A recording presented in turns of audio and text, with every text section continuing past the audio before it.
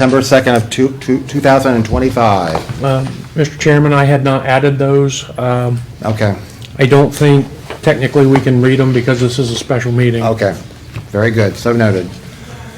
All right, we have one item of new business regarding a resolution for an annexation. Clerk, if you would go ahead and read that, please. Resolution whereby the City of Marion agrees to provide fire protection, zoning, police protection, street maintenance, and all other ordinary city services provided within the boundaries of the City of Marion to the territory proposed for annexation to the city located east of the City of Marion, containing 1.758 acres, and declaring an emergency. And the law director has informed me the east is a typo. It should be west. All right. And referring to the law director, this is just for us being able, for the city to provide the police, fire protection, just if that's, or if it should become rezoned and all the other services. Is that correct? Yes, Mr. Chairman, as you noted, the annexation process in the state of Ohio is 2 steps. The first step is within 20 days of the filing of the application by the applicant with the county commissioners and the clerk of the council. The council must act within 20 days. So we need to move this forward from committee onto council this evening so we can act in a timely manner. This is for the development of approximately 1.75 acres on the west side. It's Silver Street at 309. The project has been referred to publicly as the development of a Dollar General site. Mr. Kevin Hall is here. He's the attorney present on behalf of the attorney for the applicant that couldn't be here this evening. So Mr. Hall is available to answer any questions you have. But annexation works when a landowner desires to join the city as a part of the city. They file an application to annex. And as I mentioned, this is just the first step. What happens after this is the passed resolution will go to the county commissioners. They will conduct their hearing under the Ohio Revised Code, and then they will pass a resolution granting the annexation request. Under Ohio laws, there's not much to dispute or argue about in regards to annexations anymore. But again, Mr. Hall's here to answer questions you may have, and I'm also available to answer any questions you may have. All right, Mr. Hall, would you approach, please, and just introduce yourself? My name is Kevin Hall. I'm an attorney here in town. Ted McKinnis is actually the attorney of record as the applicant agent for this annexation petition. He's unfortunately unable to attend tonight, so I've agreed to step in. I can probably answer some elementary questions about this, but as the law director has presented to you, the status of this particular hearing tonight is whether the city is able and available to provide services. I know people that may have questions about other matters regarding this. I will just safely say that's for another day when it comes down to the land use, zoning, and the particulars as far as when it goes through the evaluation from the review process with subdivision review and so forth. So other than that, I can answer questions if you have something within reason. I've got one, and it has to do with the Section 2, as far as the determination of its zoning as a C1A. I mean, what process makes that determination? Because you look at the lots and everything, you have housing along Lee Street and so forth, and the lots look conducive to, that would be housing back in the day when it was plotted. So that was included in this first of 2 resolutions or ordinances that must be passed. As Mr. Hall references, those detailed questions are better for the second go-round. Okay. However, I will tell you that was included because a part of this process includes properly zoning. So the Ohio legislature some years ago amended the annexation procedure to allow for councils to provide for the zoning as it's accepted into the city. So it's combined. Okay. So, And as far as the determination of what kind of zoning, that would be for a future discussion. that'll be the debate when Okay. it comes back across the street from the county commissioners. Okay. And we'll have Mr. McGinnis here and maybe his client, and we can get into what the proper zone should be. Okay. That's still an item that can be determined at the second, or Okay. it's actually an ordinance that comes back the next sure. time. Okay. John, did you have anything? No, I'm just assuming when it comes back across the street, then they'll do, and the zoning's figured out, then they'll figure out also the traffic patterns and everything from there. Yes. And I think that's what some of the audience members are mainly concerned with. I'll make without any other questions. Well, let me just ask them, and us determining tonight, we can adequately provide fire, police protection and so forth. I don't have any of the representatives here besides the mayor, so. We can handle that. That handle all of that, okay. Thank you. All right, so, okay. I'll make a motion to send it on to council with a recommendation. Oh, wait, do we, okay. We have questions for the audience, I'm sorry. Naomi Craig, 365 Silver Street. Who owns the land? It's in the state right now. Okay, because when I look it up online, the county auditor says that the deceased person still owns it, not an estate. So I'm trying to figure out how a deceased person is asking us to annex their land. I don't see a probate case opened in probate court. We went through this last year, Mr. Kreider, you weren't here. I was called a liar. I was called spreading rumors. Mr. Hall has the answer to your Okay. question if you give him a chance to answer. Yes. Sit down, I'll be glad to No, take the I'm not floor. sitting down. I don't have Okay, to. well, I'll take the floor then, thank you. Okay, first of all, as I said, I'm here on behalf of Mr. McKinnis, who has 50 years of practice. I have 39 years of practice. I've handled thousands of real estate transactions. Mr. McKinnis has also handled thousands of transactions like myself. So, the answer I've to dealt with that- like a dozen. Okay, I have a dozen okay, well, properties, so I'm excuse- not new to the game. Okay, may I complete what I'm saying? Sure, Thank get you. to the point, please. I will get to the point, thank you. Based on that experience, you'll find that when things are in an estate, the properties don't necessarily transfer until such time as the estate's completed or as part of a sale from an estate, such as in this possibility. Secondly, when we administer estates in Ohio, we administer them in the county of residence of the person who owned the real estate, their You lived residence. in Edison, Ohio. That is in Morrow County. I know. So, Yes, well, the attorney for the estate, I know who that is, and I'm going to pass it on to Mr. Russell to understand that we know that there is an estate, we're moving forward, and I think private matters, as far as estate and how things are handled, are something that really doesn't matter here, other than that we have the proper applicant agent acting on behalf of the estate who has signed this application as an attorney licensed in the state of Ohio. Okay, So therefore, since you won't I don't tell think us this question's who- relevant. since he won't tell us who, last year when this went down, there was a meeting at a church over on Lee Street. Mr. Barr was there, Mr. Collins was there, Mark Davis was there, there were people that were there. Okay, this was discussed back then. I came to council asking questions because people that live on Lee Street asked me questions. Is my land being annexed? What's going on? I was like, no, that stuff all has to go before council. It can't just happen. At that point in time, Mr. Barr told me, and I have it in an email, that he is personal friends with the widow of Mr. Logan, Kurt Logan. He's friends with the widow. I have it in writing. So the fact that he's even voting on this is wrong. Since you won't tell us who the owner is, I have to assume it's her. You won't tell us who it is. He should not be voting on this. At the very minimum, you should slow this down, dot the i's, cross the t's, make them do it right, and bring it back. I have already typed out, it's in my drafts, a complaint to the state of Ohio. It's going when I get home. I'm waiting to write the ending to see how this meeting goes. So I would respectfully request that you slow it down, take a look, get some of these, why is it a mystery who's asking us to do this? As residents, shouldn't we at least know who's asking us to annex their land? Why is it a secret? Mr. Chairman, just to respond, I've had an opportunity to review the application, and everything is in order. All the i's have been dotted, all the t's have been crossed in regards to the application for annexation. The questions that people have can be answered when it comes back across the street. We don't have an ability to hit the pause button and get those answers now, because the ORC provides us 20 days to act. If we fail to act in 20 days, we may have lose an opportunity for us to grow as a city and annex 1.7 acres of land to the west.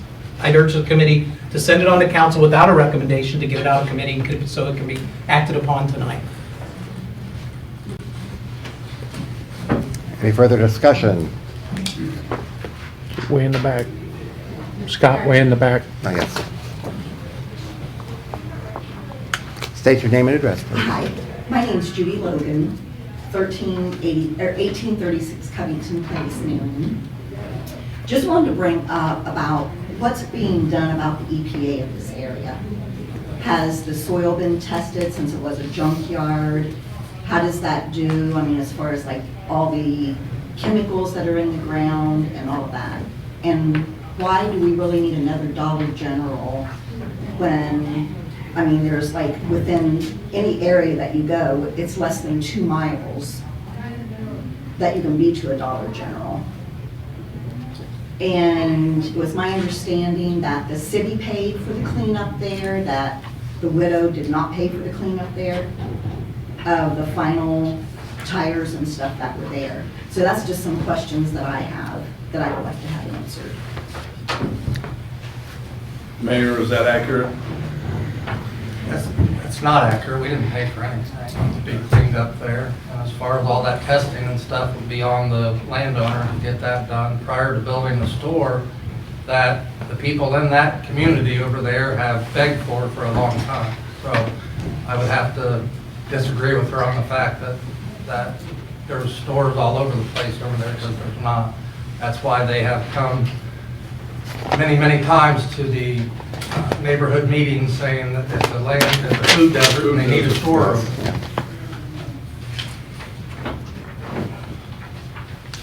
Well, there's a motion on the floor. Go ahead.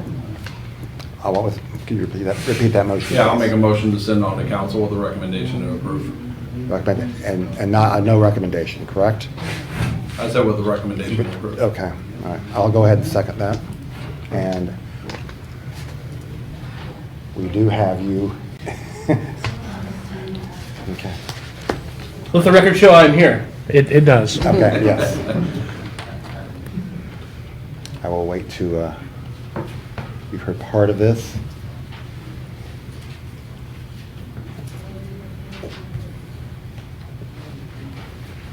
So there's a motion to send on to council? Yes. Naomi Craig, 365 Silver Street. Mr. Rollins, the part you missed is they will not tell us who is asking for this land to be annexed. There's an estate, and there's a representative of a representative from the estate here, but we're not allowed to know that name. Now, last year in July, I had a conversation with Mr. Barr, and he told me that he was friends with the widow of Mr. Logan. He should not be voting on this.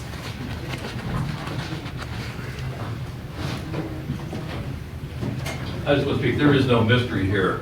This is an estate in the name of Curtis Logan. The estate through its agent, which is Mr. McInnes, is asking that. So it is the estate of Curtis Logan. I can't help that some people don't understand the process. Thank you.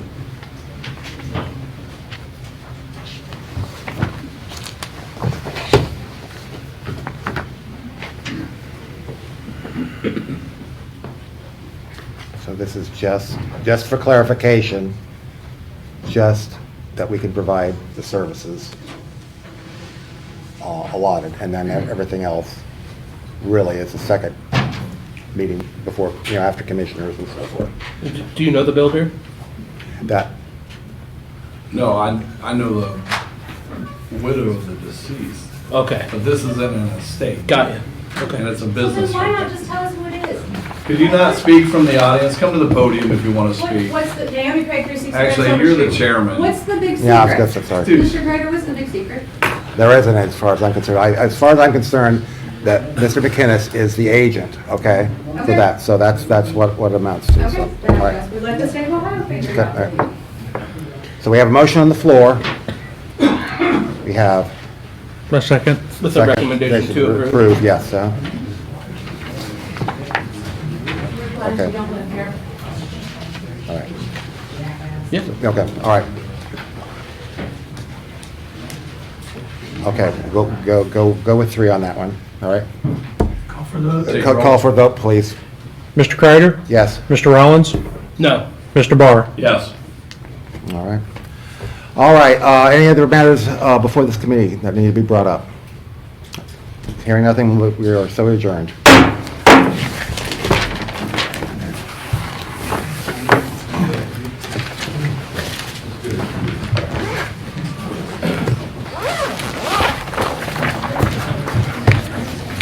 Yes.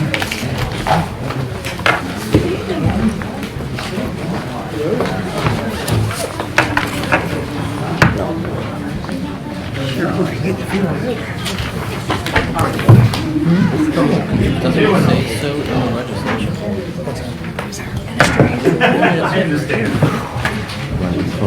I don't know what he looks like, but I figure we'll find out here real quick. See you later, Connie. Council tonight. Unfortunately, my husband is in the hospital today. So I couldn't be early, so I pick it back. It depends on the issue. Yeah, sure. First, I just said, from the legal one of those. Oh, 3 minutes. You good? From Champagne. I'm singing for the audience. It's like elevator music.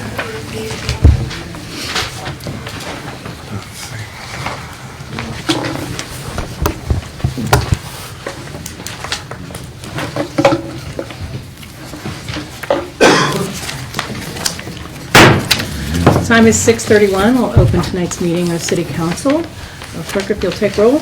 Mr. Barr? Present. Ms. Larkin? Present. Mr. R. Smith? Here. Mr. T. Smith? Here. Mr. Dickle? Present. Mr. Clark? Present. Mr. Kreider? Present. Mr. Rollins? Present. Mrs. Stoneberger? Present. Okay. We have a pastor. Could you give me your name again? Joe Barney. Joe Barney. And your church or? Center Point Church. Center Point Church, leading us in the invocation. And then we'll follow that with the pledge. Thank you for having me tonight. If you would bow with me. Heavenly Father, God, we come to you tonight acknowledging that you're already here, but inviting your presence to come all the more. Lord, I'm thankful for you, for your love, your guidance, your mercy, your grace. Lord, I'm thankful for leaders. Lord, I ask that you would be with the leaders making decisions on behalf of this city tonight. We understand in your word that you say if anyone should lack wisdom, that we should ask. So Lord, we do ask tonight for wisdom, that you would guide us. Lord, you give abundantly, you give graciously, you give without finding fault. Lord, I ask that you would guide the decisions that are being made with insight and direction and wisdom. Lord, I ask also for a blessing upon this city. Lord, we love this place that we call home. We ask that you would bless it. We need you here. We need your presence. We need your light. We need your power. We need your provision and protection.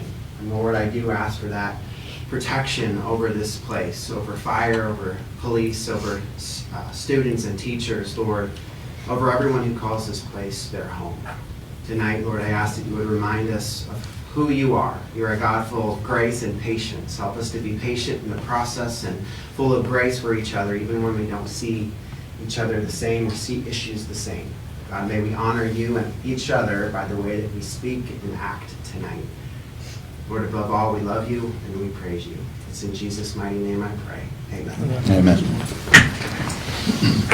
I pledge Allegiance to the flag of the United States of America and to the republic for which it stands, one nation under God, indivisible, with liberty and justice for all.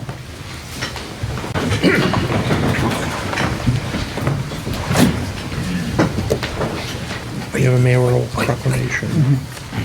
We start with the mayoral proclamation for Developmental Disabilities Awareness Month.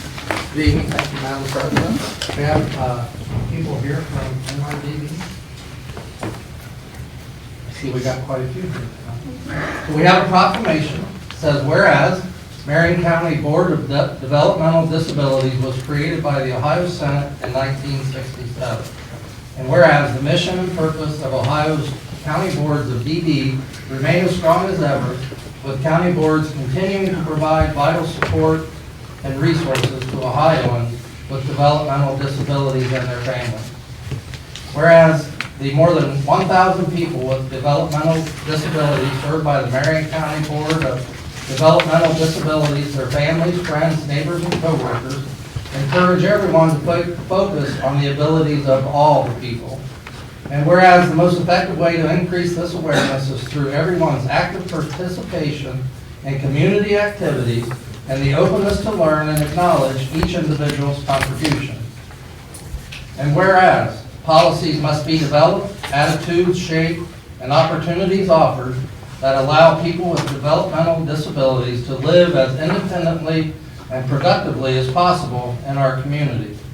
And whereas we encourage all citizens to foster and support such opportunities that include full access to education, housing, employment, and recreational activities.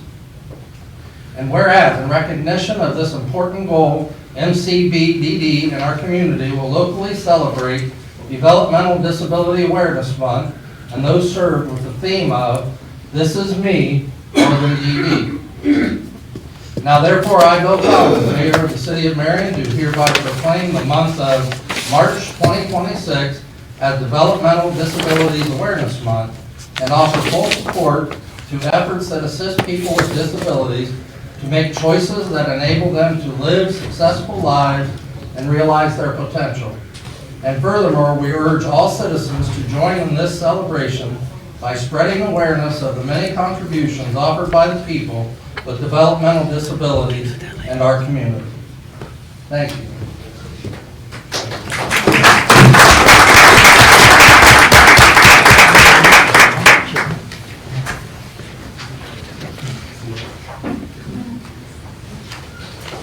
Thank you for having us today. I am Nikki Workman, and I just wanted to introduce you all to a few people that are served by the Marion County Board of ED.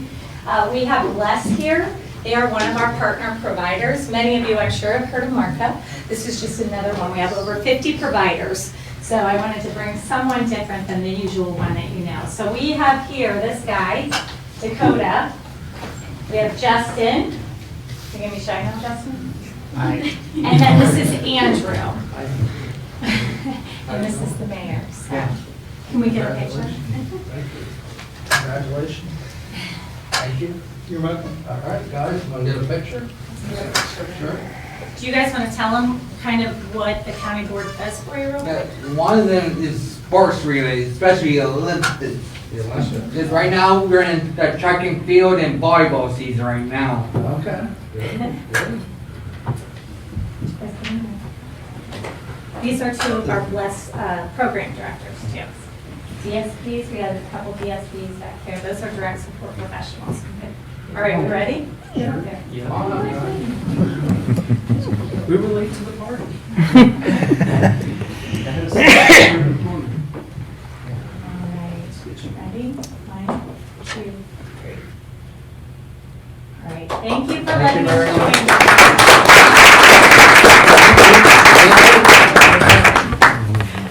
Thank you.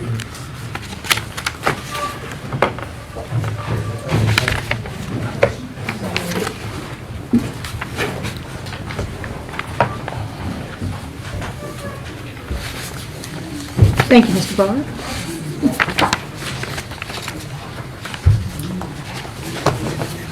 You're hired.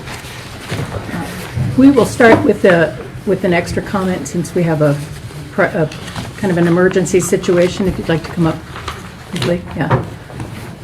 We'll need your name and address and Who you're representing. who you're representing.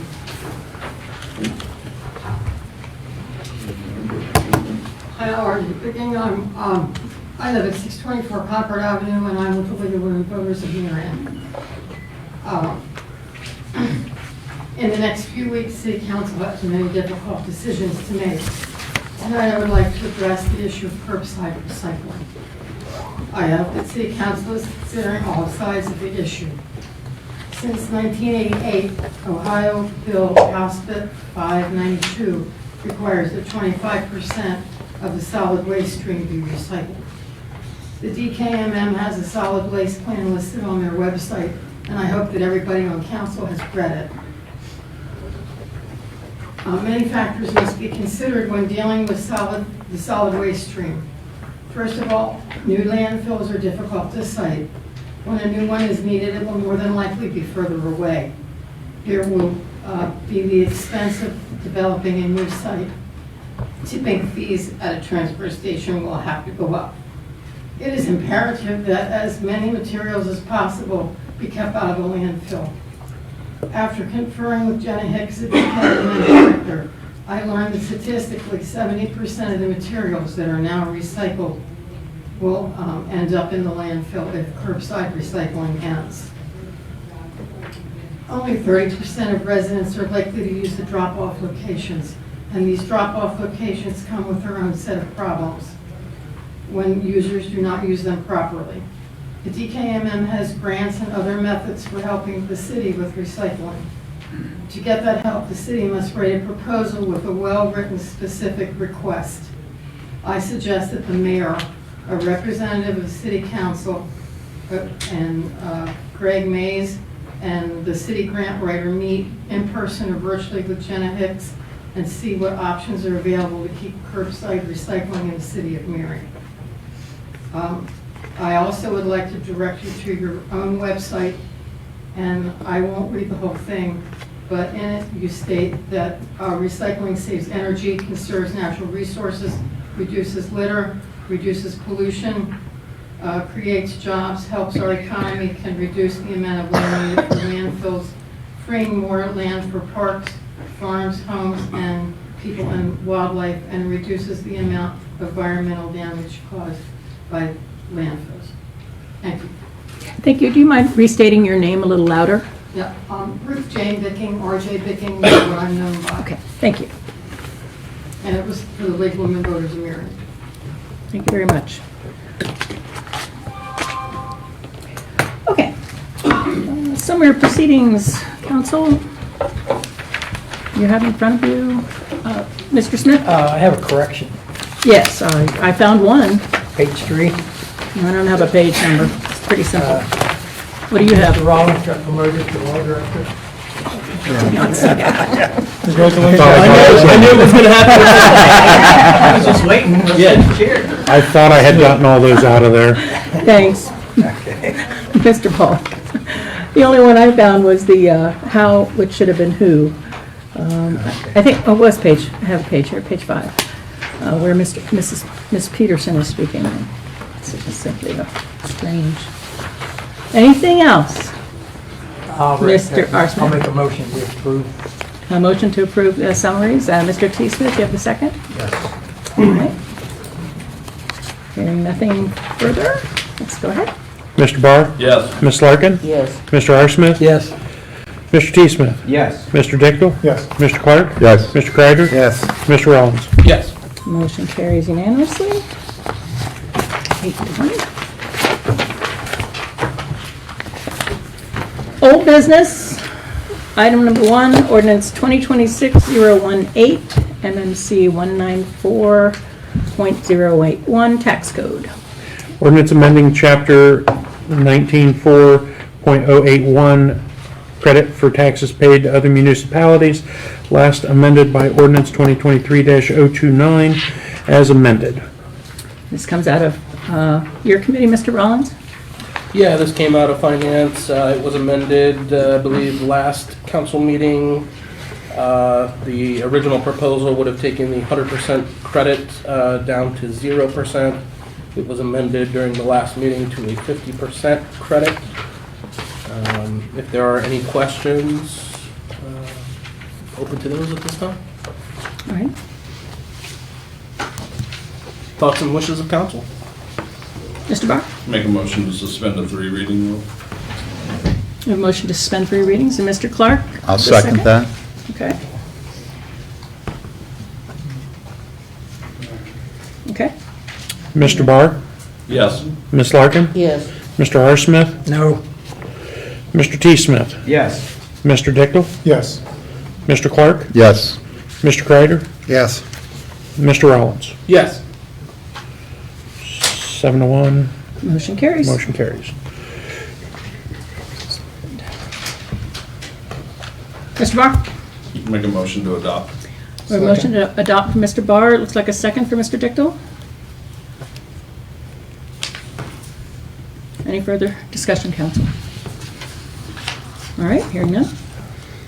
Mr. Barr? Yes. Ms. Larkin? Yes. Mr. R. Smith? Yes. Mr. T. Smith? Yes. Mr. Dickel? Yes. Mr. Clark? Yes. Mr. Kreider? No. Mr. Rollins? No. 6-2. 6-2. It's adopted. Yeah, that counts. It is adopted, 6-2.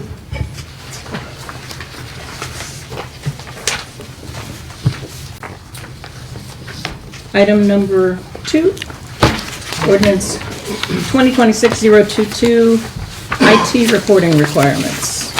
Ordinance requiring the Information Technology Department to submit a standardized quarterly information technology report to the Marion City Council, adopting an official report format, providing for codification, and declaring an emergency. Mr. R. Smith, this comes from your committee. Yes, this came out of Information Systems with a recommendation to approve. Had a first reading last council meeting, and I'm fine if it goes to second reading tonight. Anything else from council? Okay, make this a second reading.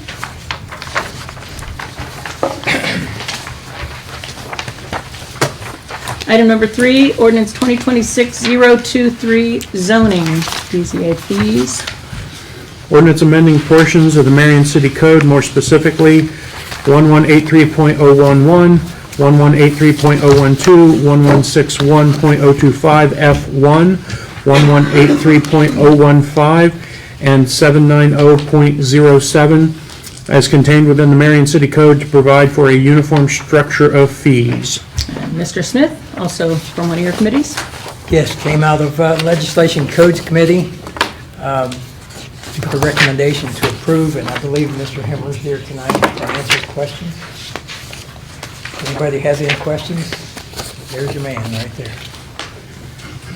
Council.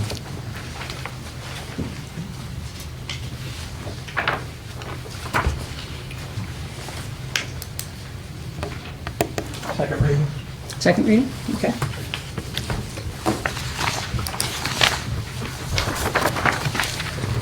Item number 4, ordinance 2026-024, safety service combination amended.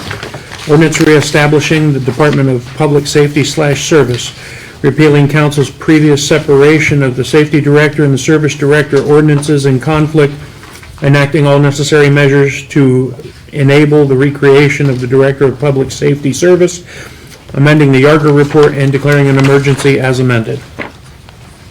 Mr. T. Smith, this comes from your committee. Yes, this came out of municipal services. This is the second time we're doing it. It was amended the last council meeting. We do have a new job description with tonight, so I would like to make a motion and amend and add that job description to tonight, if we could do that. I'll second that. I have a motion to amend and a second from Mr. T. Smith and a second from Mr. Rollins. Update the job description. Update. Who's chattering back there? We need to keep it quiet in the audience, please. Thank you.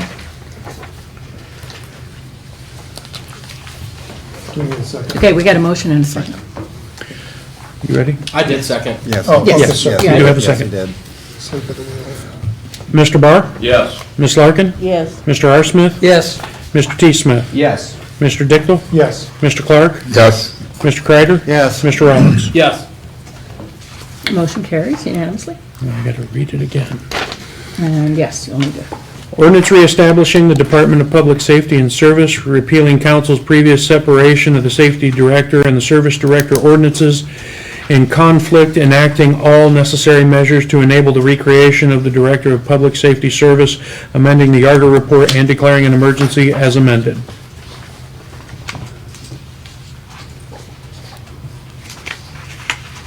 Mr. T. Smith? Go ahead. No, go ahead. I'm going to make a motion to suspend. Mr. Mayor, he's already doing this job, correct, without getting paid? Okay. I have a question. Okay. Look, can I get this, if I'm going to get a second? We got a first. I'll second. We got a second from Mr. Dickel. And this is to suspend the rules? This is to suspend the 3 readings rule, then we'll take the vote, and then we'll go to your question. Okay. Mr. Barr? Yes. Ms. Larkin? Yes. Mr. R. Smith? Yes. Mr. T. Smith? Yes. Mr. Dickel? Yes. Mr. Clark? Yes. Mr. Kreider? Yes. Mr. Rollins? Yes. Okay, motion carries to suspend the 3 readings rule. Now, Mr. R. Smith? Yes, I asked this question before and didn't get an answer, I guess. If I'm correct, we are saving approximately $90,000 by doing this, is that correct? That's correct. Do we know what we're going to use that 90,000 for? And for our deficit. Okay, so that's going to go to pay off one of the deficit funds? It's going to go toward that, like any extra money that we come up with will go toward paying off our deficit fund. Okay. All right, that was my question. Thank you. Mr. Dichtel? Motion to adopt. A motion to adopt from Mr. Dichtel and a second from Mr. T. Smith. Yes. Any other discussion on that? All right, are you ready? Mr. Barr? Yes. Ms. Larkin? Yes. Mr. R. Smith? Yes. Mr. T. Smith? Yes. Mr. Dichtel? Yes. Mr. Clark? Yes. Mr. Kreider? Yes. Mr. Rollins? Yes. Motion carries unanimously.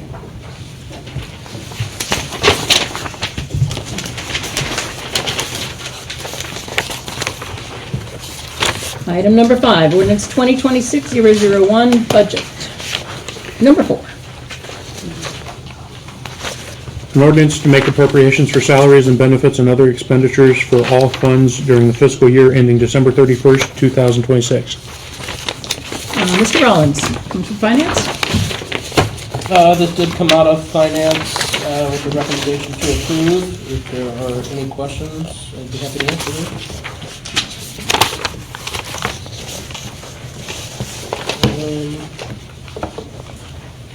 Is there a time crunch on this one?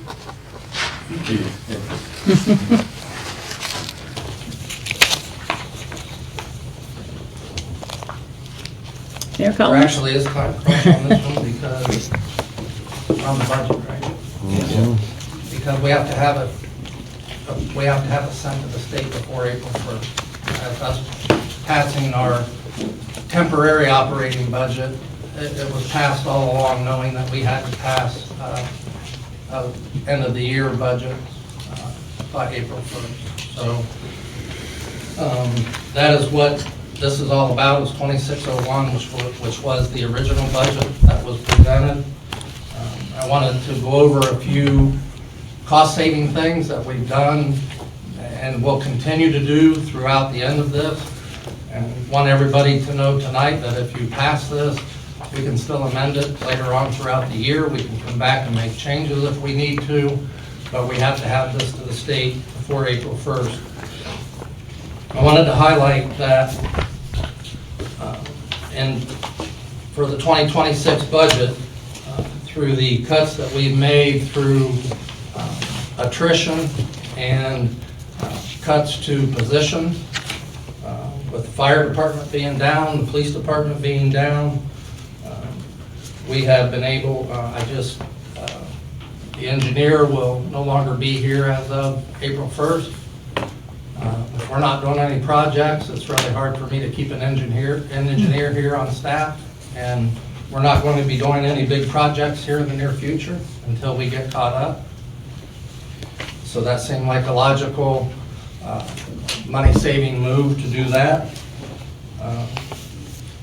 We had not filled an assistant director in the streets department, the parks department, or the transit department. We cut down the engineering and zoning compliance down to 1 instead of 2. Again, like I said, the city engineer as of April 1st will no longer be here. The police department is down 7 positions, and 2 more coming within the next couple of weeks, so they'll probably be down 9. And what's problematic with that is there's no list to fill those positions. And even if we do give a test on a list, it takes months to actually get somebody through that process. So we're going to be working with less policemen through the rest of the year. Fire department is down 4 unfilled positions, and the same thing would in turn go with that. Going to be down 4 positions likely for the rest of the year. Safety service director, we passed tonight with combining those two positions. It's $90,000, and with those reductions that we've made with that staff, has saved or will save annually about $2.1 million. So when we talk about the budget, and I know you guys got a document a couple weeks ago that showed like a $6 million deficit. I wanted to explain that a little bit. That's really not accurate, in that 2025 hasn't been closed out for the city yet because we're still waiting on 2 payrolls to get entered into our financial software from November and December. Hopefully that will be done within the next couple of days. The state is helping us with that and helping us work on that. When that's done, then we'll be able to close out 25. What's important to know about 25 is there's several funds that have not been closed out that still have money in that their ending balances will then come forward into 26. So that will help significantly on what you guys saw or perceived as a $6.1 million deficit. That will take that down in ballpark numbers to $3 million or less. And with the cuts that we have proposed in our recovery plan, with the increase in the storm sewer rates, the sanitation rates, possibly doing away with curbside recycling, implementing an increase in our bus fares, all of those things together will equal just about the amount, a little less than the $3 million that we're going to be upside down. So we should be much closer to a balanced budget once all of these things have come to fruition. So once we get 25 closed out, move all that money over, it may even do more than the $3 million. We were ballparking those figures today.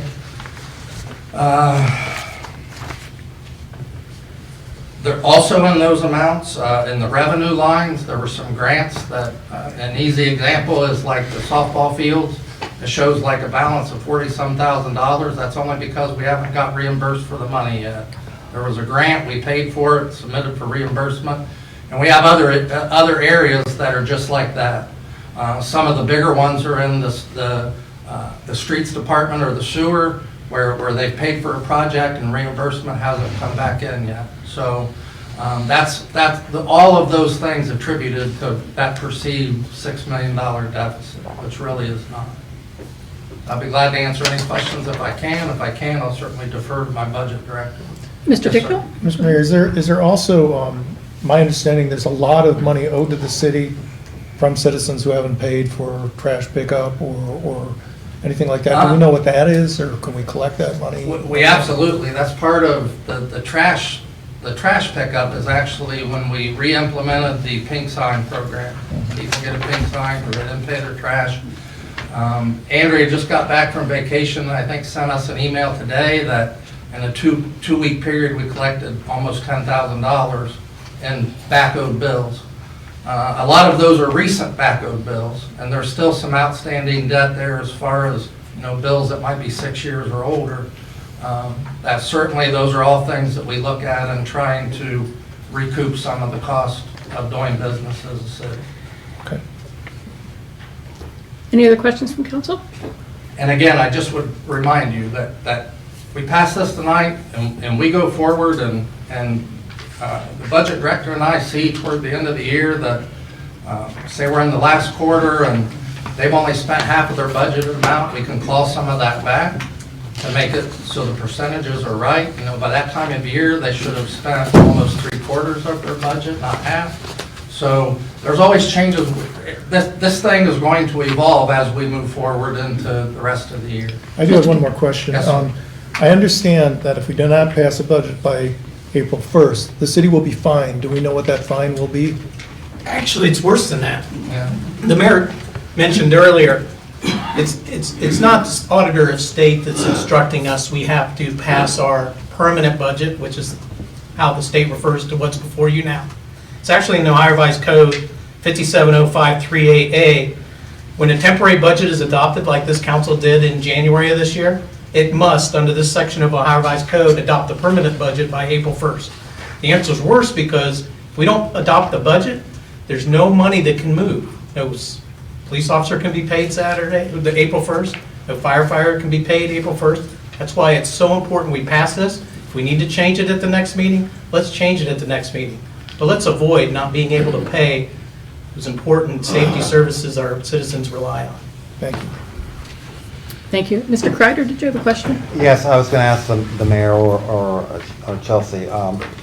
The meeting for the state, is that going to be right at the first, and then they're gonna respond for our status and so forth? So the recovery plan and the Yes, budget are two right, separate things. So right. the budget has to be submitted. Once, if it's passed tonight, we'll let the representative of the state know tomorrow that it was passed tonight, and an ordinance move forward, and then they'll know that we're good to go. If it doesn't pass tonight, we'll have to notify them tomorrow that it didn't pass and what our next step is. And if it's passed, then a couple of weeks perhaps before they get a response, then? Yeah, sure, yeah.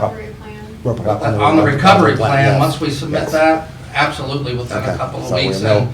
And the reason I say probably less than a couple of weeks is they're kind of working with us as we traverse that road. Okay. So they kind of know where we're at and what our plan is and the things that we've posed to council to try to get where we need to be. So if we have to readjust anything, we've got perhaps their recommendations. We don't necessarily know that, but. Sure. Yeah, and then that will, Sure. they'll get a lot of time, I Right. would think, to adjust. Okay. Yeah.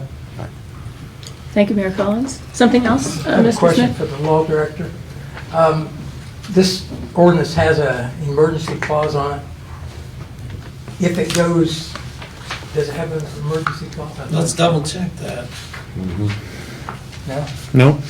Okay. So I question that because this is an appropriation ordinance. As the Director of Budget Management has reminded many meetings, this is just as to expenditures or appropriations. That's the only part of the budget the council has to approve. So what you see is the precedent that's established for decades, if not a century, of how the ordinance appears, but it's just the appropriation. An appropriation ordinance in the state of Ohio passes immediately upon the passage by the council and the signature of the mayor. That answers my question. Thank you. Thank you very much. Any other questions, council? Mr. T. Smith? Yeah, just whoever can answer this question, just on a couple of specific funds here, like the aquatic center. It says that it's 238,000, 175,000 in the red. It says it's supported with the general fund and the hospital lease and admission. What is the reason for the 238,000 to begin with in the deficit? So the easiest way to answer that is to say it's our bond payment for that property that was built back in 2012 or whenever it was built, and the money that was borrowed to build that facility. We're still paying interest and principal on that payment. So the pool last year almost broke even. I mean, as far as our expenses and our payments, as far as what we're paying people and the admission price we get, a little less than breaking even, but then you add that mortgage in there, and that's what throws it into the red generally.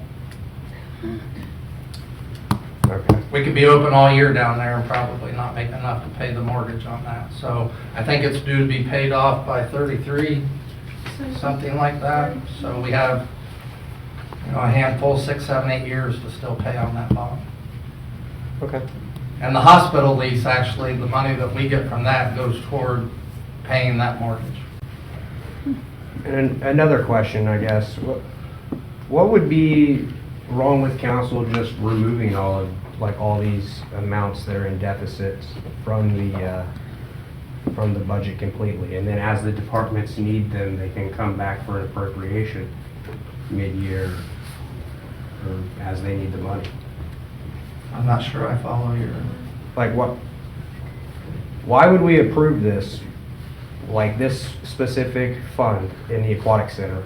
Why would we approve that with 238,000? You can make a motion to amend anything in there that you'd like, sir.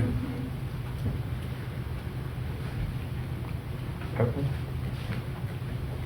If we don't pay it, I think that the people we owe the money to are going to have something to say about that. But, Yeah.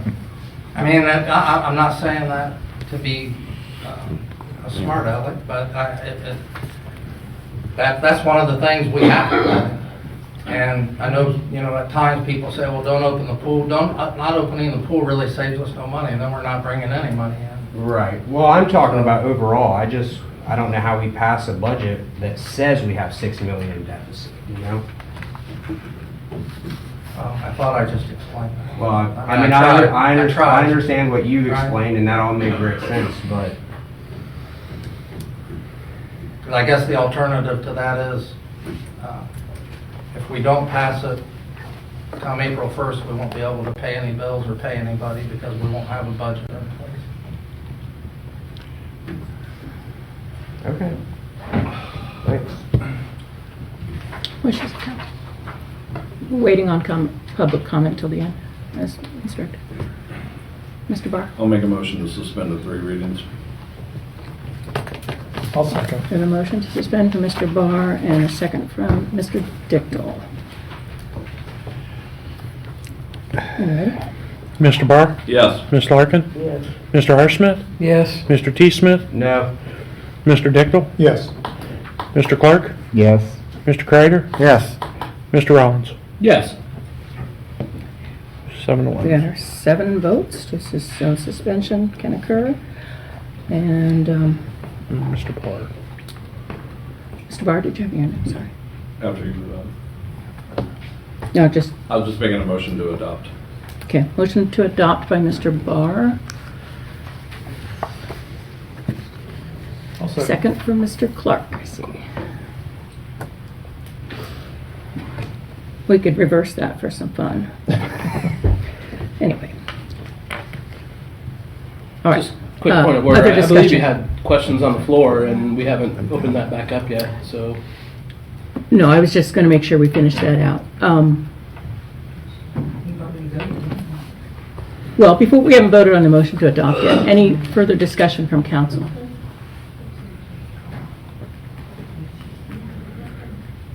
Okay.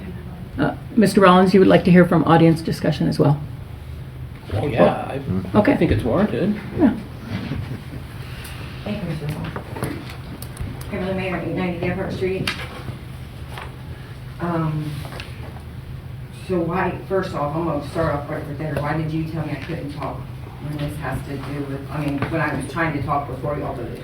Have you read the public guidelines? No, I don't wanna know about the public guidelines. I have a right to, hold on. Oh, I well- have a right to talk. Hold on. I have a right, I know you got your little paper. I know. I Well, see the very top of the I page know, I see states that council It's the council. has to give permission. Look, this has to do with us. Yes, I know. Us. So that means we should be able to talk. I grant you, and you've been given the permission, and thank Mr. Rollins for, So I think Mr. you know, Rollins- bringing that up. I really think Mr. Rollins, that you should be controlling the floor, and you shushed me. You told me, no, wait till you do this. This is written, it's been out there and posted Look, I for don't care weeks. what it says. Look, this is a meeting to do with the city, and I'm part of the city. I know that. Ma'am, if you're going to be disruptive, I'm all about rules. obviously not. Well, look, look, I'm about rules until you try to take them from me. Okay, well, let's go on with your comment, Thank please. Thank you. So,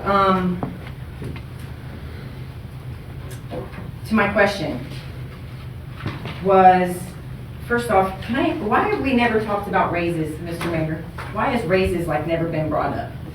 You've taken away this service, you've taken away this service. I've worked at a couple different jobs and at different times, and they've come to us and like, ain't nobody getting a raise, company's doing bad.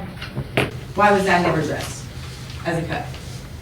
Actually, we're just going through negotiations now with our fire service, and I think we have a tentative, are you gonna let me finish? I think we have a tentative agreement with our fire service to extend their contract a year and not take any raise. So we are addressing that. Because last week or the week before, it was in rooms and you said you had to make sure we had room for raises for the budget. I didn't say. Yeah, you did. You can go back to the reading. Okay, we don't need to be argumentative. Let's I continue. was just pointing to a fact. He said it. I wasn't being argumentative. Can we I was move saying, on? yes, you did. So that was my question on that, and then what is, I have a question on the 2025, you said it's not been closed out because of a couple payrolls not entered? Right. Whose payroll are we talking about? Because we're at the end of March. So whose payroll are we talking about for like December? We're talking about the city's payroll from November and December. All of it? Because the prior auditor to this one never got it completed before she left. Okay. And ADP, it had to be, they have to enter it by hand, the ADP into the New World system because of the different functionalities of the computers. And that's why it's taken this long. I just wondered, because I mean, we are getting close to April and we're talking Sure. about 2025. I agree. So I'm just sitting in the audience going, wait a minute, we're already supposed to be filing our taxes, right? So I was just wondering why I hadn't closed out. Okay, that's it. So that was what started as my first question, but you ignoring it, that's what started all that. Thank you. Naomi Craig, 365 Silver Street. Your guidelines for public comment here that you portray are Ohio Revised Code 121.22. If you look up Ohio Revised Code 121.22, it's actually the Open Meeting Act, and it tells you when you guys are supposed to post meetings and such. It doesn't have anything to do with public speaking. So maybe you need to stop with your rules pretending that they're laws, because they're not. Boom. Thank you. I've just Call the question. Naomi Craig, 365 Silver Street. I've discussed this in a deposition with the city's attorney and my own attorney. All right, well, we've got to call questions. Okay, ready, quick? Mr. Barr? Yes. Ms. Larkin? Yes. Mr. R. Smith? No. Mr. T. Smith? No. Mr. Dickel? Yes. Mr. Clark? Yes. Mr. Kreider? Yes. Mr. Rollins? No. 5-3. Adopted. 5-3. Motion carries.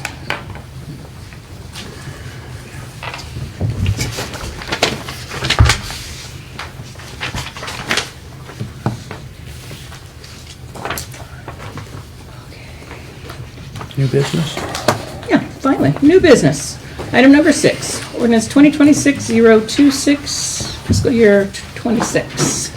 Ordinance authorizing the Safety Service Director to apply for fiscal year 26 FAA AIP grant funds and fiscal year 27 ODOT Aviation grant funds for reconstruction of one-way 1331 surface navs and lighting design at the Marion Municipal Airport and declaring an emergency. Mr. Clark, this comes from your committee? Yes, this ordinance is to apply, is to apply for the grant money to design the resurfacing of, what is this one, 1331 runway, which is the secondary runway. And there are several changes that the FAA has put in, but this is for design only. We do not know that the FAA will want us to move forward with this, but this is for the design.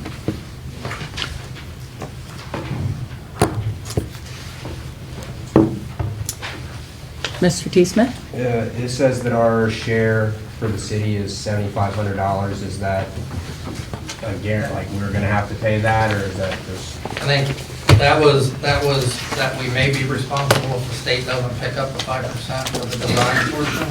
That's just We the talked design. about it, we talked about it the last time, and that money is available in their budget and the airport improvement fund. Mr. T. Smith? Make a motion to suspend. Second. We have a motion to suspend the 3 readings rule and from Mr. T. Smith and the second from Mr. R. Smith. Are you ready? Mr. Barr? Yes. Ms. Larkin? Yes. Mr. R. Smith? Yes. Mr. T. Smith? Yes. Mr. Dickel? Yes. Mr. Clark? Yes. Mr. Kreider? Yes. Mr. Rollins? Yes. Motion to suspend carries. Mr. T. Smith? Motion to adopt. Motion to adopt from Mr. T. Smith and a second from Mr. R. Smith. Any further questions on that issue? Hearing none, go ahead. Mr. Barr? Yes. Ms. Larkin? Yes. Mr. R. Smith? Yes. Mr. T. Smith? Yes. Mr. Dickel? Yes. Mr. Clark? Yes. Mr. Kreider? Yes. Mr. Rollins? Yes. Motion carries unanimously.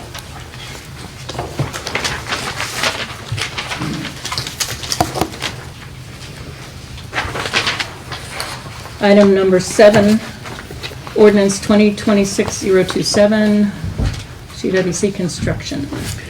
Ordinance authorizing the Safety Service Director to apply for fiscal year 26 FAA AIG grant funds and fiscal year 27 ODOT aviation grant funds, accept grant fund offers, advertise for bids, and enter into a contract for rehabilitation construction of taxiway C at the Marion Municipal Airport and declaring an emergency. Mr. Clark, also from the committee. Okay, this is obviously to address safety concerns on taxiway C, which includes pavement, lighting, and navigation aids. The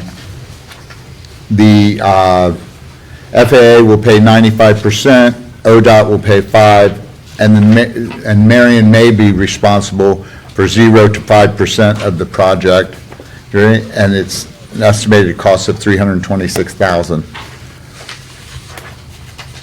And it's estimated that our contribution will be 0.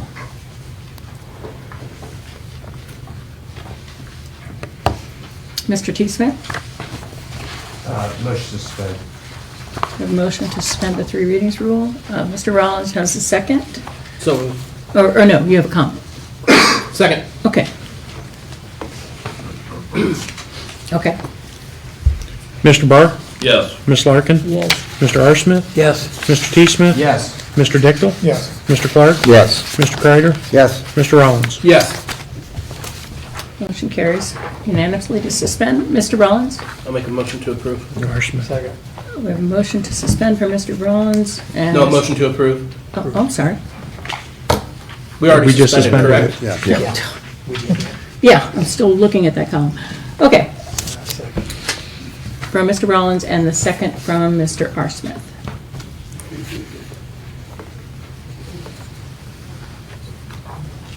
Any further discussion or questions before we take that vote?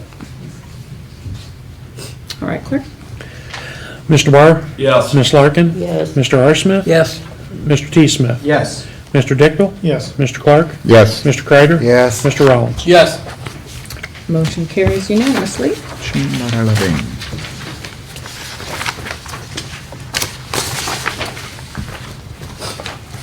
Item number 8, Resolution 2026-007, Ohio Opioid Participation Agreement.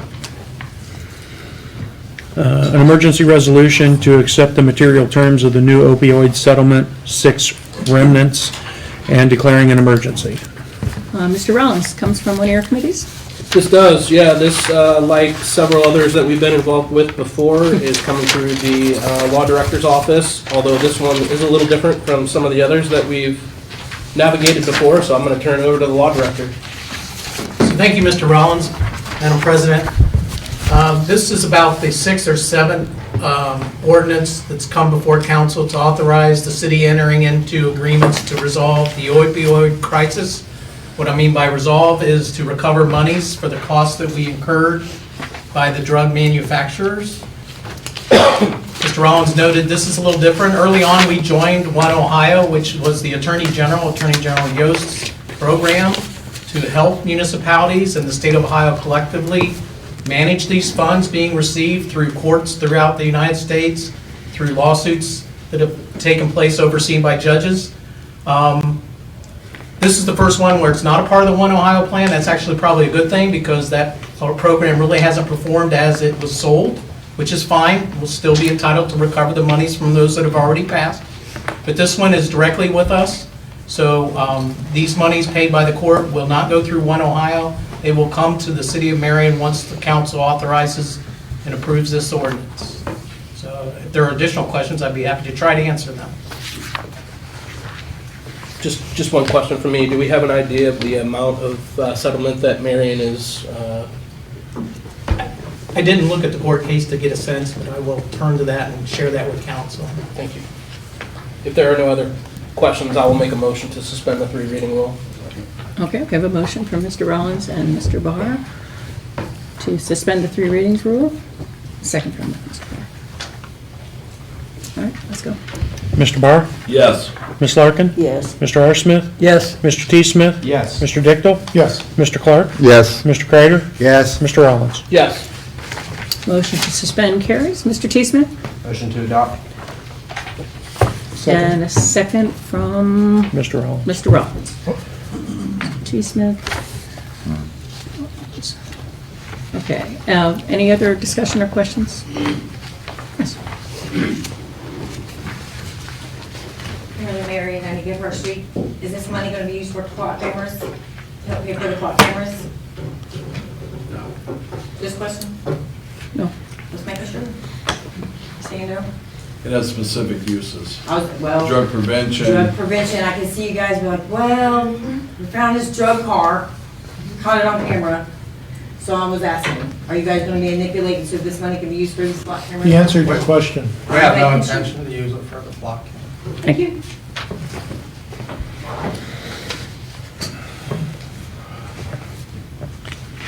Anything further?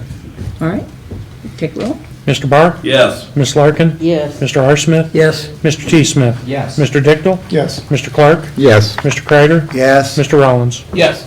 Motion carries unanimously.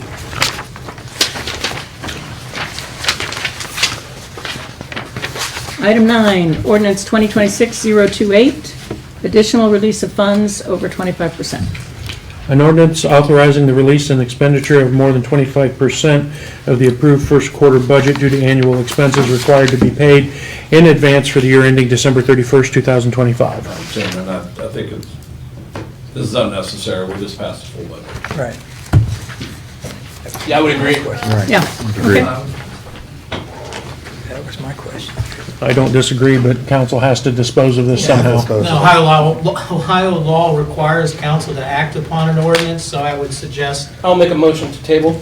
Second. You have a motion to table from Mr. Rollins and a second from Mr. T. Smith. Give me When a you're second. ready? Give me a second. Okay. And this is 028. Yes. Mr. Barr? Yes. Ms. Larkin? Yes. Mr. T. Smith? Yes. Mr. R. Smith? Yes. Mr. Dichtel? Yes. Mr. Clark? Yes. Mr. Kreider? Yes. Mr. Rollins? Yes. Motion carries unanimously to table that.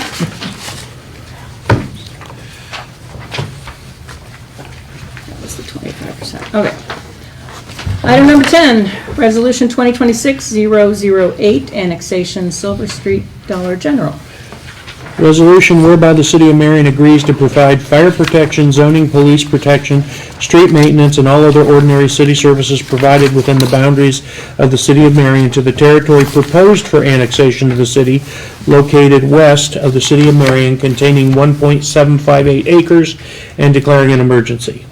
Mr. Kreider. This came out of zoning annexation with a 3-0 recommendation to approve. It's my turn to law director, should we? It did not. All right, 2-1, I'm sorry, 2-1. I stand corrected.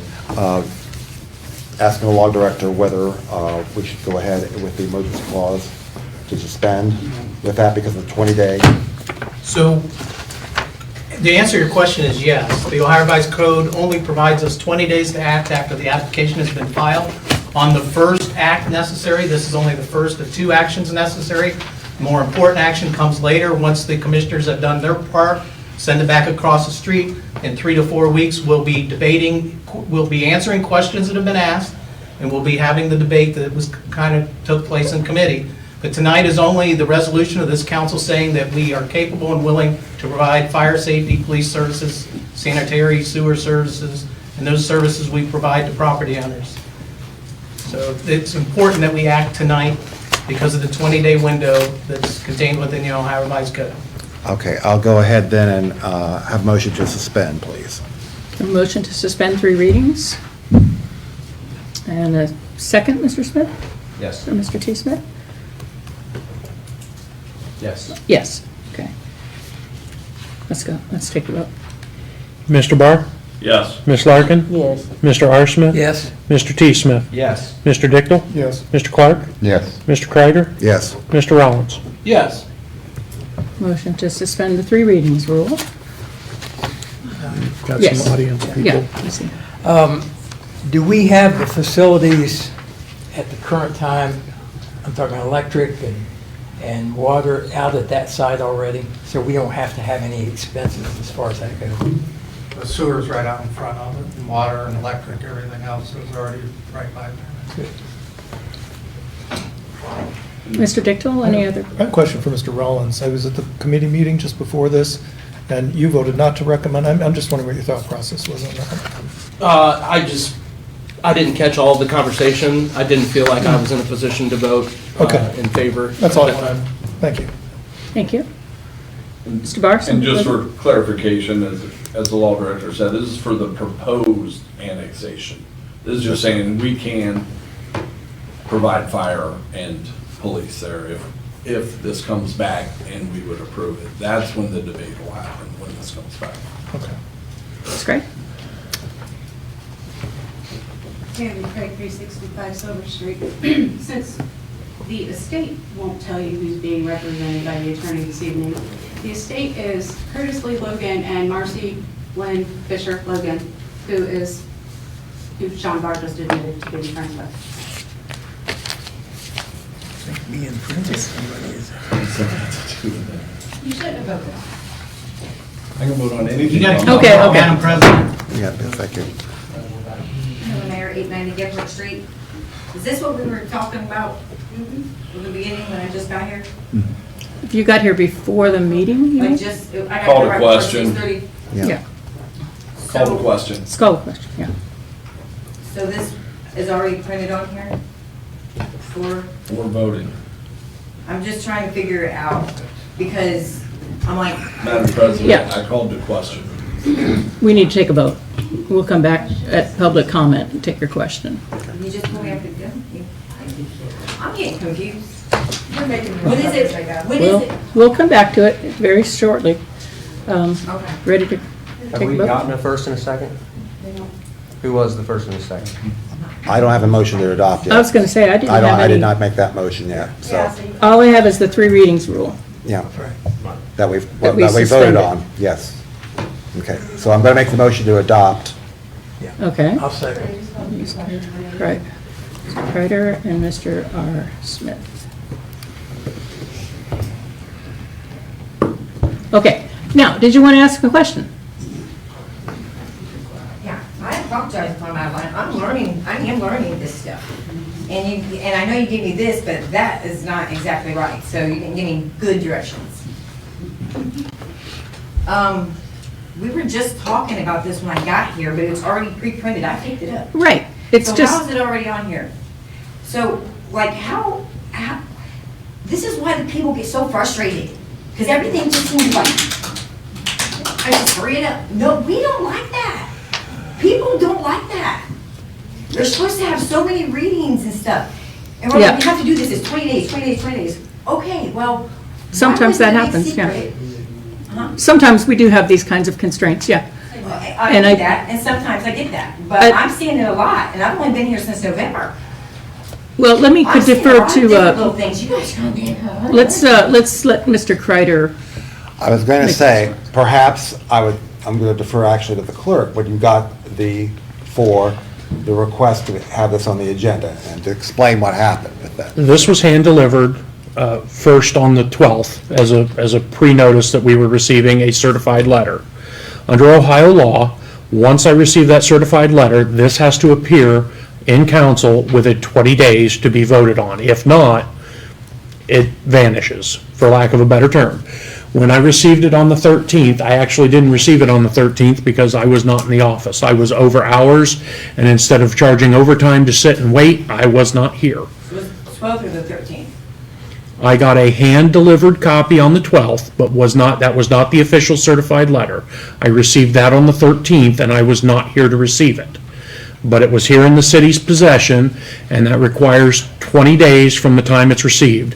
The 20-day mark would be about April 4th, and it would not make it back to committee or council. After consultation with the law director and the chairman of the Zoning and Annexation Committee, I was asked to call a special meeting for the Zoning and Annexation Committee so it would appear on the agenda tonight. Thank you. I just want to answer. Let's say quickness. I don't like quickness. Okay, we have a motion to adopt from Mr. Kreider and Mr. R. Smith. Any further questions? Okay, let's go. Mr. Barr? Yes. Ms. Larkin? Yes. Mr. R. Smith? Yes. Mr. T. Smith? Yes. Mr. Dickel? Yes. Mr. Clark? Yes. Mr. Kreider? Yes. Mr. Rollins? Yes. Motion carries unanimously.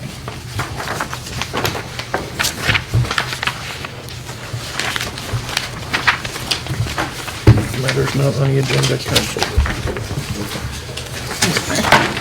Matters not on the agenda, council. It's a big one. Matters not on the agenda, council or administration. Sir? I have a quick question. Yes. I know I'm no longer council at large, and just Ward 6, but is there anything that can be done, or is there anything we can do about that disaster, the old sanitarium on Main Street, that the windows are all blown up? Oh, the elite And apartments. there are things hanging from the trees now that have been blown out of the building. Somebody's gonna get killed from that building caving in. I don't know what we can do. What can we do? I'm just asking. It's a nuisance situation or? So the sanitarium on South Main Street has been on the city's radar for a number of months. The actual owner or the agent for the owner had a court date this past Tuesday to appear in this court, failed to appear, so he will have a warrant for failing to appear. That's one road we're going down to eliminate the nuisance. We also have been working for quite a while. I've been working directly with the zoning compliance inspector. He's issued the owner the notices required to secure the building and to eliminate the nuisance. The owner's obviously failed to comply with his order. When we hit the first day we're unable to, we will file a common pleas court lawsuit to have the common pleas court order the building nuisance eliminated, abated, or property sold to someone that has the capability to eliminate and abate the nuisance. Okay. I do have one other question. Talking about the budget, as we look forward to years, I don't know if I'm opening a can of worms here. I just want to ask, is there any thought to giving, I don't know how much land the city owns. Is there any thought to selling unused city lands to raise money or put city land up for sale that will not be used? Just a thought. So absolutely. We've entertained, we only have a few parcels. Being that we're not in the land bank business anymore, that's all handled at the county level. We may have had one or two lots left, and I think even those are gone, or we gave them to Tri-Rivers to build a new house on, something like that. So other than that, we don't have a lot of property, other than the parks that we have, and I probably wouldn't be akin to selling off some of our park land, but you know, there's a to go back to the place on South Main Street, the old sanitarium.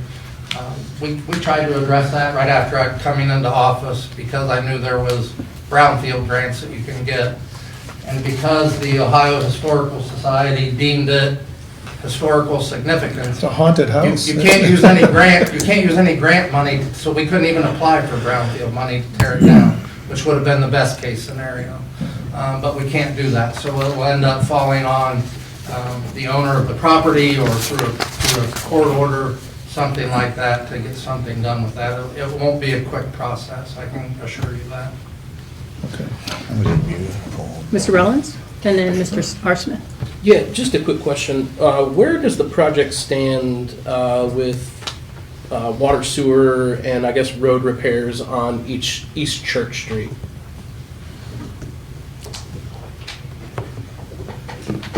East Church? Pavement restoration? Yeah. So Assistant Engineer Scott Bishop's probably best able to answer that. I don't want to speak for the mayor, but typically that excavation was caused by Ohio American Water installing the new water line.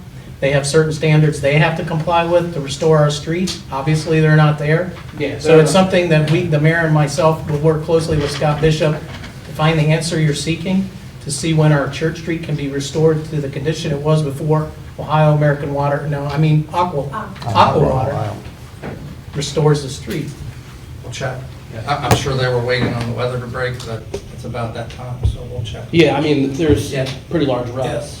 I think it's listed on the sheet we got from the engineer's office with the proposed repaving. Mhm. You know, East Church Street from Sargent to Kensington was on that list, but it did not have dates. But it is proposed from Sargent Street, right there at the traffic island, to Kensington. Okay. So that's the whole link. Yeah, because I hate driving on it. It's a mess.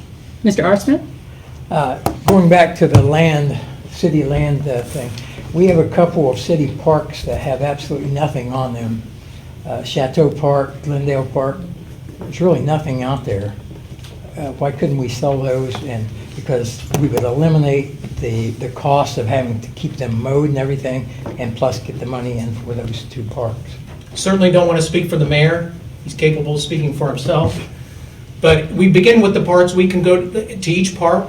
Many of our parks were deeded to the city with covenants or restrictions. Sawyer Ludwig Park is one that comes to mind. We really don't have an ability, but we can investigate those things to see what covenants or restrictions exist. We could do the same with Chateau Park. So those are things we can do working together to see what parkland doesn't have a restriction, doesn't have a covenant, and is available for us to potentially dispose of and have that discussion at a later day. I have a question for you, Mr. Russell, then. Would you or someone in the city send out letters to the residents in that neighborhood surveying, because every time I've driven by it, I never see children on it. It's just a big... So it actually gets used, just not the kind of use that the other parks get. Okay. So it actually does, from time to time, have children in it or dog walkers. It certainly does get mowed by the Parks Department regularly. So, but yeah, if it was to come back at a committee and there was no covenant or restriction placed upon the city to dispose of it, that would be, it would be important to inform residents that this is under discussion. We're not there yet. Need to check the covenants first. Okay, thank you. Thank you. Anything else from council or admin? We have matters on the agenda.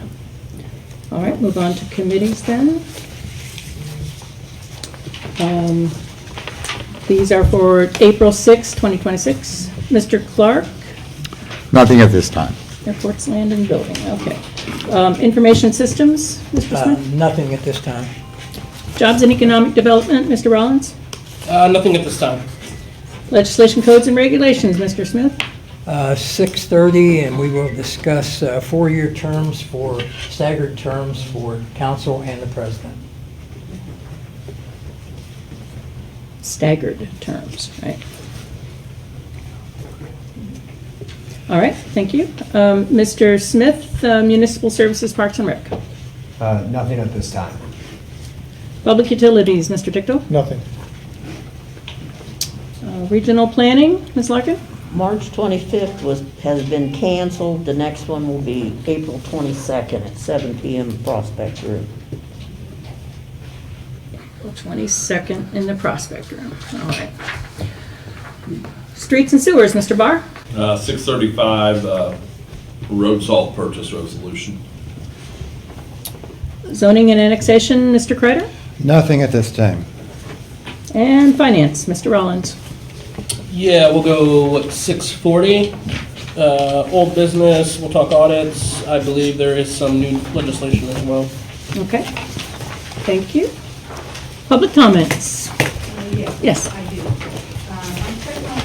Please come to the podium and state your name and address clearly. My name is Shalene Purple, and I live at 980 Harding Highway, or which could be called 980 Kenton Avenue. I'm circling back around to the not exactly the annex property, but to the dollar store being built.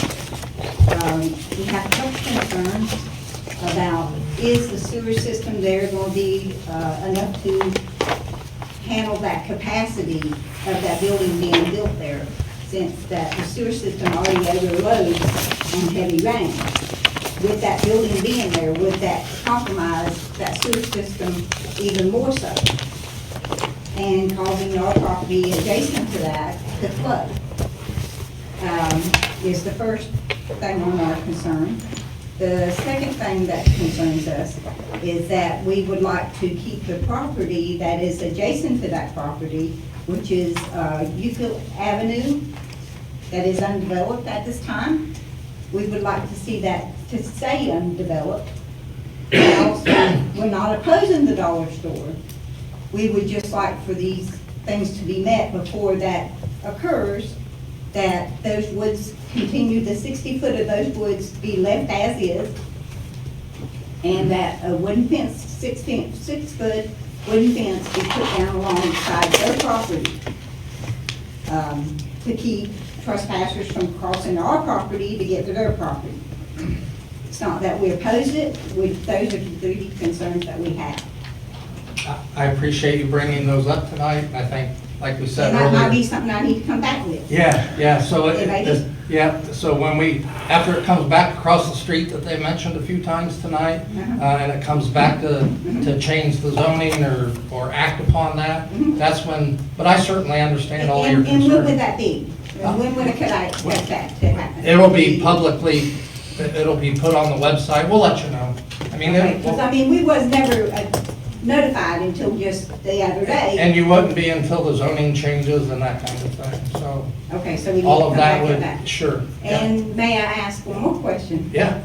It may not have, this has something to do totally with what you were speaking about, the sewer system. Not sewer, I'm sorry, sanitation, and collecting the bill on the sanitation. Us as having rentals, we don't get notified when our renters do not pay their sanitation until taxes come due. And then that's popped on our taxes. And we can't call up here and ask about it because it's not in our name. So we can't call and find out whether our renters have paid their sanitation or not until our taxes are due. And then that's when it shows up on our taxes that they didn't pay sanitation, and then we are responsible for the sanitation. So is there any way of us being notified ahead of time, hey, your renters are not paying their sanitation, instead of waiting until our taxes are due to find out that we owe this large amount that they haven't paid? That's another great question, and before we get an answer, perhaps from over here, could you restate your last name? I'm sorry, Kirkland. Kirkland? Kirkland, thank you. Kirkland. I just want to make sure our sound system picked it up. Thank you. So- Did somebody have an answer over here? Well, we certainly hear your concerns, and I'm sure we'll work with the utility billing supervisor to look into why you can't inquire as to your tenants' outstanding bills. So let us find that answer for you first. Okay. And share that with you. All right, I appreciate it. Thank you very much. Thank you. Ms. Craig? Amy Craig, 360 Silver Street. Before I started, I learned the hard way about sewer bills getting added to your property taxes. I would have duplicate bills. I call them all the same. When you pay the whole thing, you just call it sewer bill. So I pay the whole thing.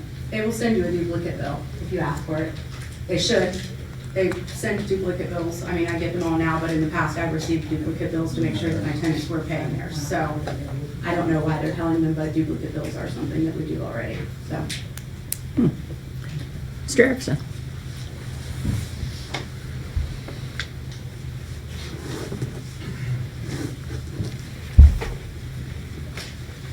Daniel Erickson, 912 Cambridge Avenue. I'm here as a concerned citizen, not specifically speaking for anyone else. Let me make that clear. I am the lay leader at Epworth United Methodist Church, 249 East Center Street. The reason that I mention that connection will hopefully become clear shortly. I am here to express my concern regarding the designated outdoor refreshment area, the DORA, hereafter referred to as DORA, and specifically the expansion that happened several years ago. I want to be fully transparent and admit that I was not in favor of the DORA from the beginning. I don't mind if a restaurant has a patio in front of their spot, but I don't see how people walking around downtown with open containers of alcohol improves Marion's image. And in my observation, drinking seldom enhances somebody's social skills. So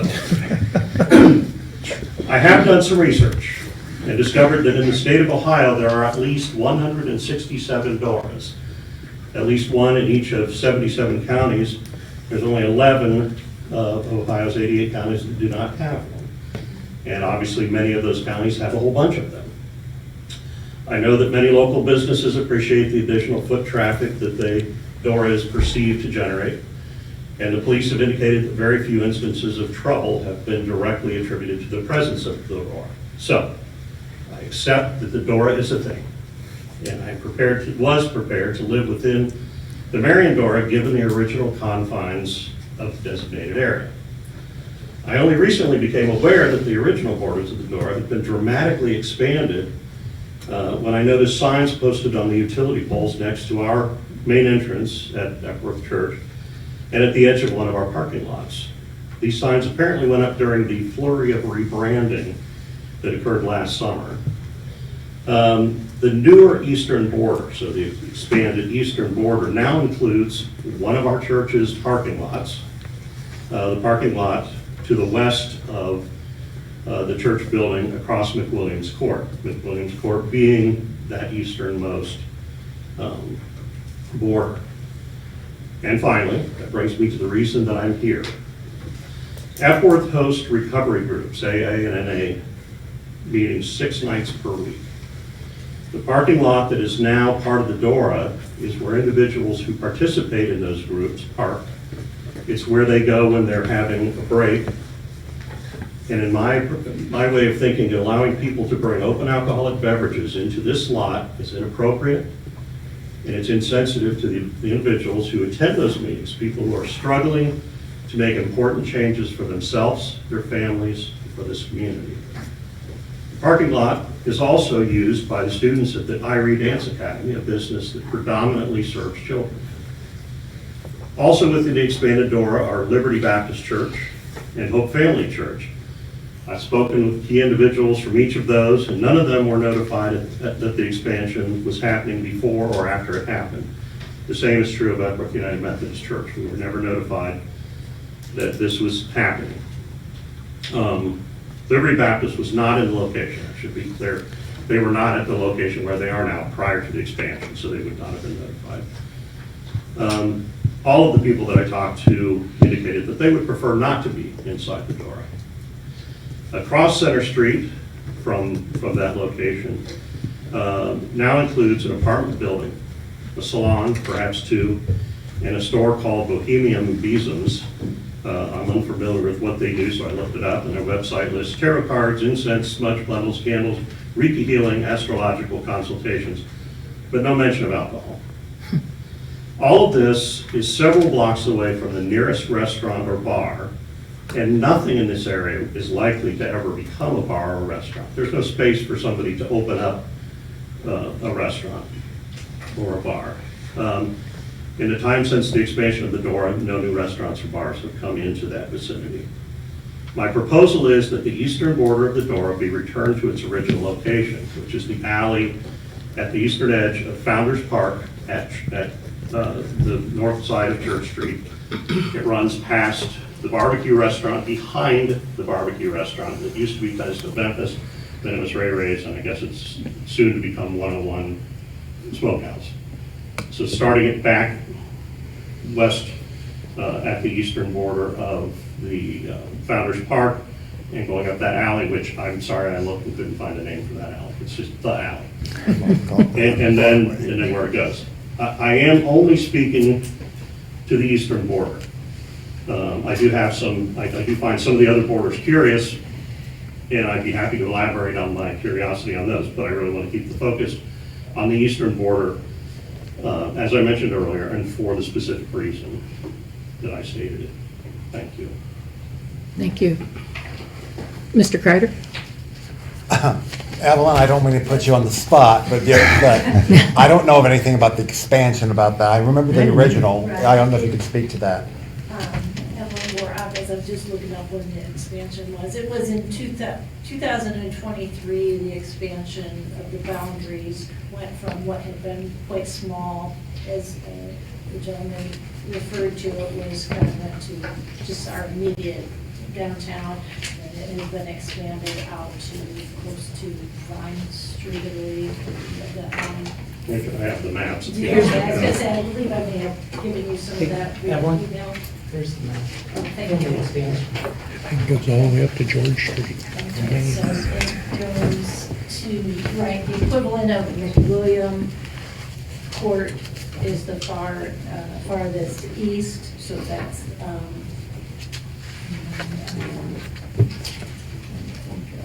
can't quite tell if that's But, so that all occurred in 2023. The DORA can last, it goes for 5 years. You can amend it prior to that, but you'll have to review it in a couple years anyway. So I guess now you can decide whether you want to do that sooner or later.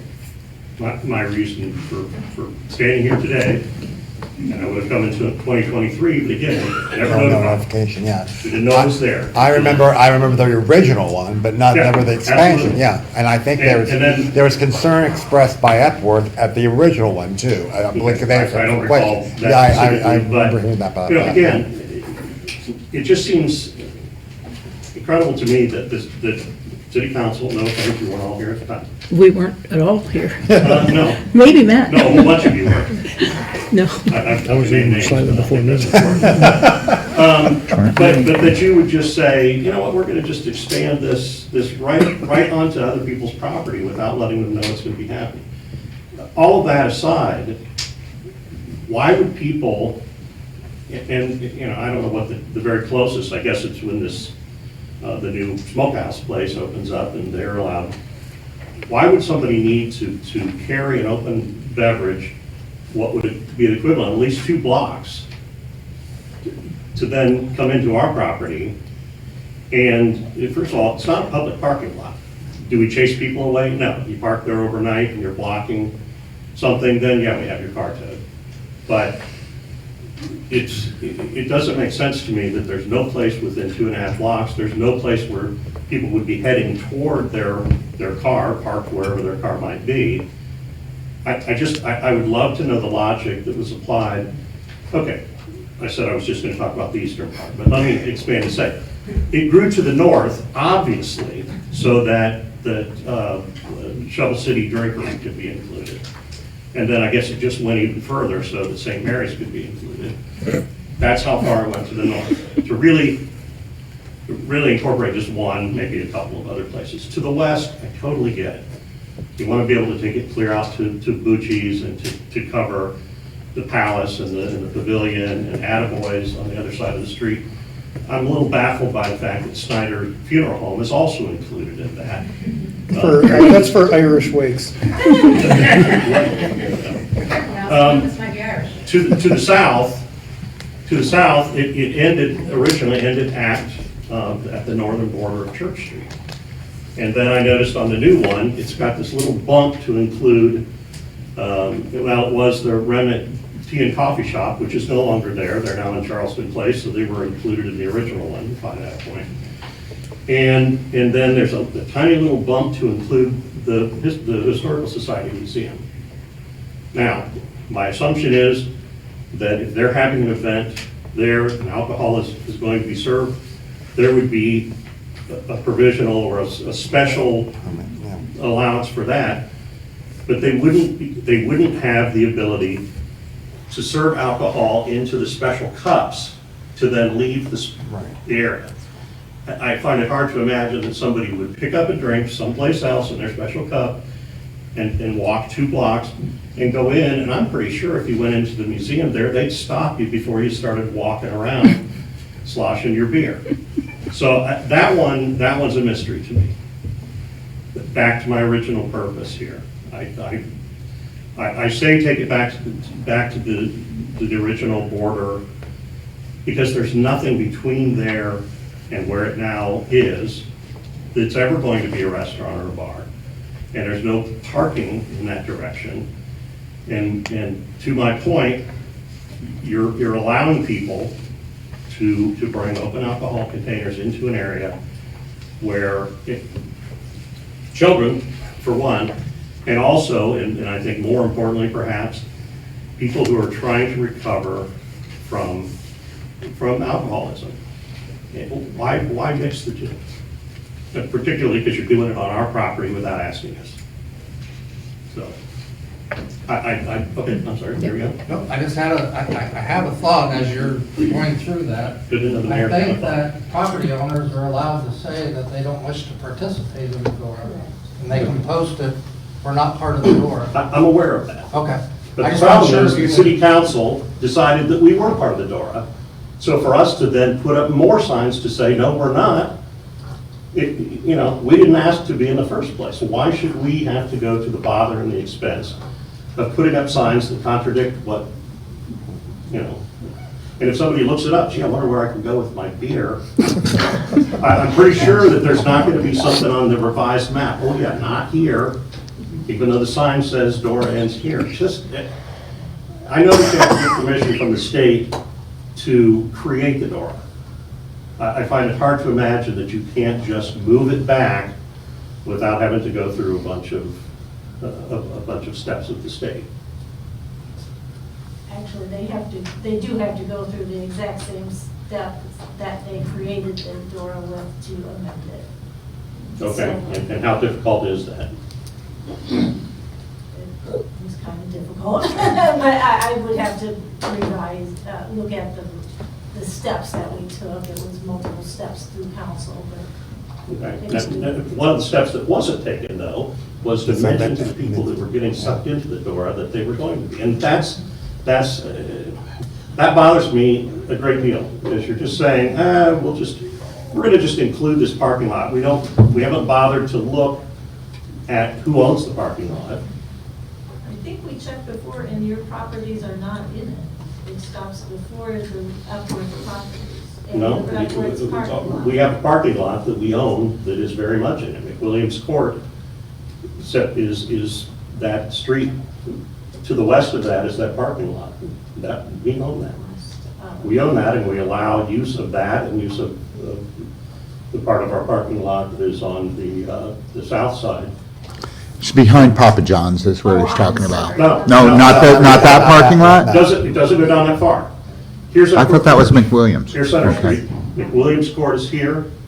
This parking lot right here is also ours. Okay. It's right next to it. For all appearances, you would think, oh, it belongs to the dance school. We allow them to use it, but it's our lot. Well, we used your lot for the Elks also for years, so, the one in back. Oh, no, that's not Epworth, that's the Episcopalian. Mr. Dickel? Evelyn, if that comes back up for review, you say every 5 years or something, like if the council takes no action, does it remain or does it dissipate? Does it go away? Okay. No, I'm sorry, I missed. The entire thing, the entire door goes away? So it has to be reapproved by council? I believe, and I can double check, this is not off the top of my head, but I believe that they have to re-adopt it within 5 years. But you'll understand that I'm not interested in waiting 3 years I to got get you. to that point. The problem is now. Amended, yeah. Amended in this current future, and then have it last another 3 years with it. Committee would get reduced down. Reduced back to its original or Do we have? further. I mean, again, What committee my would get that? primary concern here is the eastern border. You can do what you want, Mark might know. north and the south and the west, but I'm not here to argue those. But I need somebody to make sense to me why it was expanded there to begin with, and what the steps are and when they will begin to get it back where if it has to be at all, to get it back where it should be. I'm looking at you for, I think this man had his hand up before you, ma'am. well, I want to know if you can recommend the committee that ought to look into this. Yes, the Legislation. committee would be perfect. Legislation codes? No.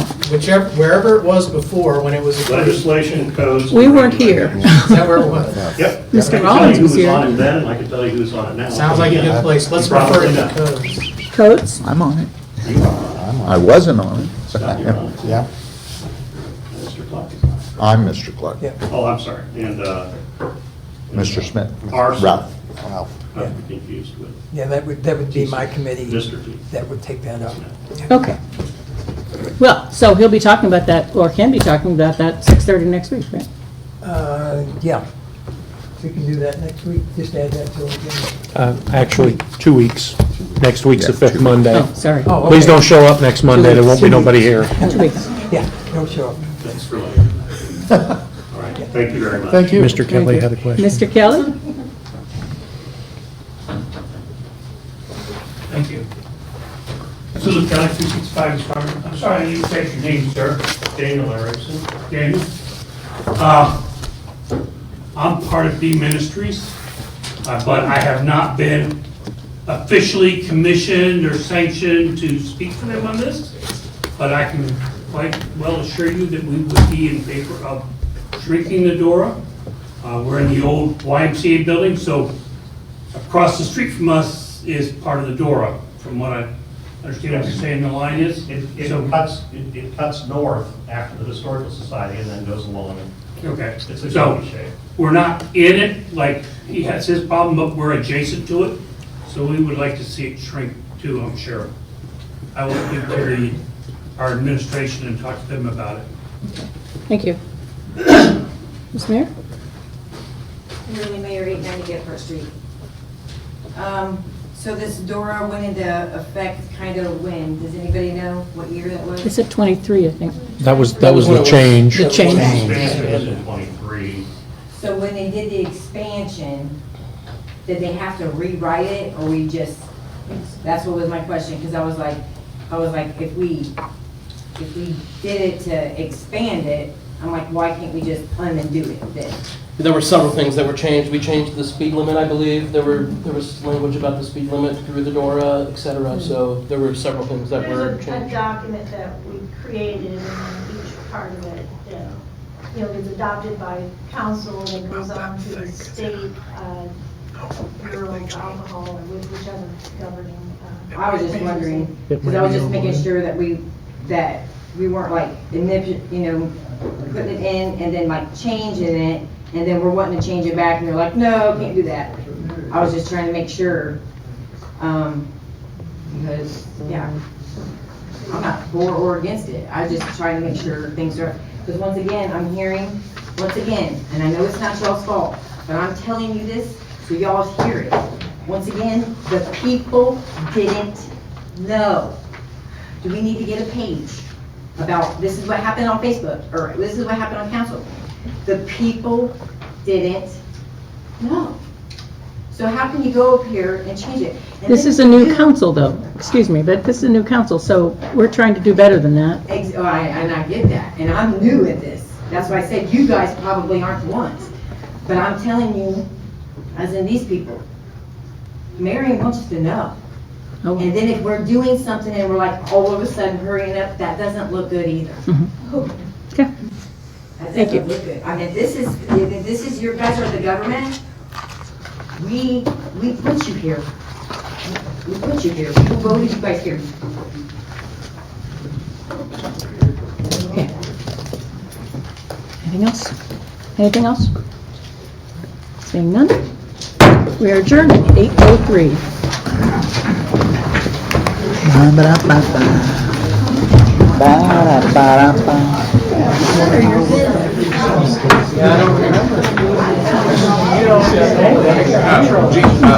Dina.